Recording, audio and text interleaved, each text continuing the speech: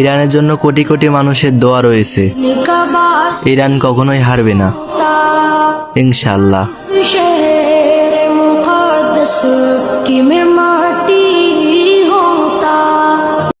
দেখা তো হবে না আর এই জীবনে, দেখা হবে জান্নাতে ফুল বাগানে। এ আশা কবুল করো আল্লাহ, তুমি শহীদ হয়েছো তুমি, এটাই জানি। জুমার দিনে, আজকে কি বার? আজকে তো জুমাবার।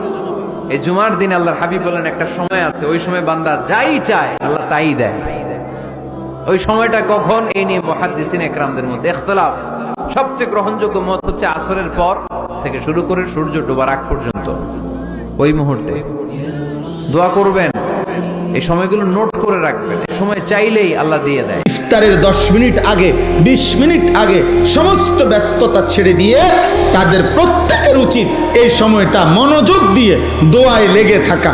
মহিলারও দোয়া দরকার, পুরুষেরও দোয়া দরকার। আপনাদের কাছে পুরুষ যারা স্বামী, যাদের স্ত্রী আছে, যাদের কন্যা আছে, যাদের বোন আছে, মা আছে, আপনারা তাদেরকে গুরুত্ব দিয়ে অনুরোধ করবেন যে এই টাইমটা যেন তারা দোয়া করে। ইফতারের আগে মা বাচ্চাগুলোকে নিয়ে দোয়া করুক, স্বামী তার স্ত্রী এবং সন্তানদেরকে নিয়ে দোয়া করেন, স্ত্রী তার বাচ্চাগুলোকে নিয়ে দোয়া করেন। এভাবে ঘরওয়ালারা নিজেরা নিজেরা দোয়ার অভ্যস্ত হন। আল্লাহ তাআলা বান্দার দোয়া ইফতারের পূর্ব মুহূর্তে কবুল করে।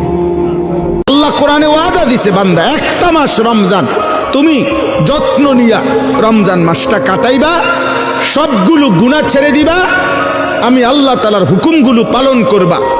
আমি আল্লাহ ওয়াদা দিলাম লাআল্লাকুম তাত্তাকুন, এক মাসে তোমাকে মুত্তাকি বানায় দেব, জান্নাতি বানায় দেব, বানায় দেব। আল্লাহ তাআলা বলছেন 12 তারিখ যেই নির্বাচিত হোক, যেই নির্বাচিত হোক, কারো হাতে আপনাদের কিংবা আমাদের একটা জনগণেরও কোনো ভাগ্য 12 তারিখের নির্বাচিত কারো হাতে না, আরশে আজিমের মালিক আল্লাহর হাতে বেটা।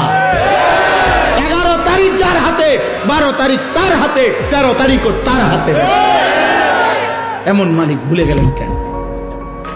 এমন মালিক ভুলে গেলেন কেন? হ্যাঁ, তোমার বাবার চোখ বন্ধ হলে না বুঝবা দুনিয়া কাকে বলে। তোমার বাবার উপার্জন শেষ হয়ে গেলে না বুঝবা দুনিয়া কাকে বলে।